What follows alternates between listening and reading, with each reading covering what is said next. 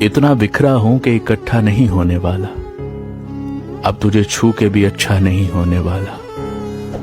ऐ जिंदगी खोल दे जंजीरें मेरे पांव की, मुझसे अब और तमाशा नहीं होने वाला। और दुख यही है कि मेरी सांस पे काबिज हुआ शख्स, कुछ भी हो जाए वो मेरा नहीं होने वाला। जो इंसान आपसे सच्चा प्यार करता है ना, वो ये 4 काम जरूर करेगा। सबसे पहला, वो हमेशा आपको कॉल मैसेजेस करेगा, आपको अपना वक्त देगा। दूसरा, आप उसके लिए वो वाहिद इंसान है जिन्हें वो सुबह उठते ही सबसे पहले याद करेगा। तीसरा, वो आपकी खुशी में खुश और आपकी परेशानी में परेशान हो जाएगा। चौथा, वो अक्सर आपसे पूछेगा कि आप कहाँ हो, किसके साथ हो, क्या कर रहे हो।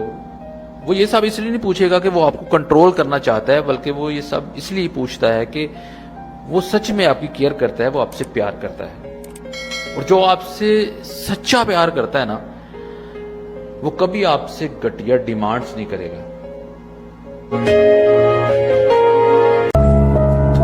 मुझ पे तेरी तमन्ना का इल्जाम साबित न होता तो सब ठीक था। जमाना तेरी रोशनी के तसलसल की कस्में उठाता है और मैं तेरे साथ रह के भी तारीकियों के तनाजों में मारा गया। मुझ पे नजर करम कर, मुखातिब हो मुझसे, मुझे ये बता मैं तेरा कौन हूँ। इस ताल्लुक की क्यारी में उगते हुए फूल को नाम दे। मुझको तेरी मोहब्बत पे शक तो नहीं, पर मेरे नाम से तेरे सीने में रखी हुई ईंट धड़के तो मानो। कब तक मैं तेरी खामोशी से यूं ही अपनी मर्जी के मतलब निकालूंगा। मुझको आवाज दे, चाहे वो मेरे हक में बुरी हो। तेरी आवाज सुनने की ख्वाहिश में कानों के पर्दे खींचे जा रहे हैं। बोल दे कुछ भी जो तेरा जी चाहे, बोलना। तेरे होंठों पे मकड़ी के जालों के जमने का दुख तो बहरहाल मुझको हमेशा रहेगा।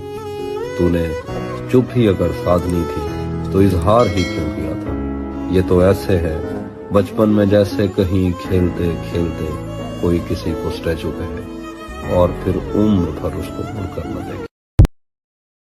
मोहब्बत रिज़्क होती है। अगर आपसे कोई मोहब्बत करने लग जाए तो ये आपका कमाल नहीं, बल्कि रब की मेहरबानी होती है। क्योंकि जब रब आपसे खुश होता है तो वो किसी ऐसे इंसान को आपकी जिंदगी में भेज देता है जो आपसे बेपनाह मोहब्बत करने लगता है। ये रब ही होता है जिसने किसी दूसरे के दिल में आपके लिए मोहब्बत पैदा की। इसीलिए तो अक्सर ऐसा इंसान भी आपसे मोहब्बत करने लगता है जिसकी ना कभी आपसे बात हुई होती है और ना कभी मुलाकात। ये रब की तरफ से आपके लिए रिज़्क लिखा होता है। किसी को ये रिज़्क ढेरों ढेर मिलता है और कोई इसके लिए तरसता है। दिलों में मोहब्बत करने का इख्तियार तो सिर्फ रब के पास है।